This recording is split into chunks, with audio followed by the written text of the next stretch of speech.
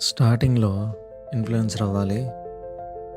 కానీ మంచి ఫోన్ లేదు అని అనుకుంటాం.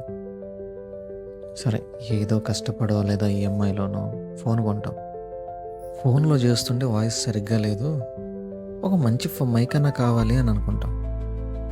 సరే, అది కూడా కొన్నాం. కొన్న తర్వాత ఏమన్నా చేస్తున్నామా? అది లేదు. దీన్ని బట్టి ఏం అర్థమవుతుందంటే మనం ఎక్స్‌క్యూజెస్‌కి బాగా అలవాటు పడ్డాం. పని చేయడం కంటే వాటిని తప్పించుకోవడానికి కారణాలు వెతుకుతుంటాం. ఏ పని చేయాలనుకున్నా నీకు కావాల్సింది ఎక్విప్మెంట్సో లేదా టాలెంటో కాదు. డిసిప్లైన్ ఉండాలి, కన్సిస్టెన్సీ ఉండాలి. నువ్వు ఒకే పని చిన్న చిన్నగా కంటిన్యూస్గా చేస్తూ ఉంటే ఏదో ఒకరోజు ఆ పనిలో ఎక్స్పర్ట్ అయిపోతాం. ఈ మాట ఒక ఇన్ఫ్లుయెన్సర్ అవ్వాలి అనుకునే వాళ్ళకే కాదు, సక్సెస్ అవ్వాలి అని కోరుకునే ప్రతి ఒక్కరికి.